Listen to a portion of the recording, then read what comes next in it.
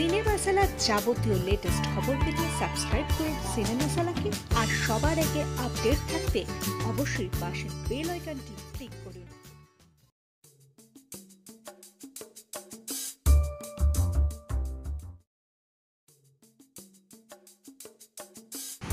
অপরাজিতা ঘোষ দাস আর ঋষি কৌশিকের বিখ্যাত hit serial এখানে আকাশ নীলের কথা নিশ্চয়ই আপনাদের মনে আছে। ডাক্তারদের গল্প নিয়ে তৈরি হয়েছিল এই রোম্যান্টিক টেলিভিশন সিরিয়ালটি। হিয়া আর উজানের ভালোবাসায় মাতছিল দর্শকরা। শেষ হয়েছিল এই ধারাবাহিক।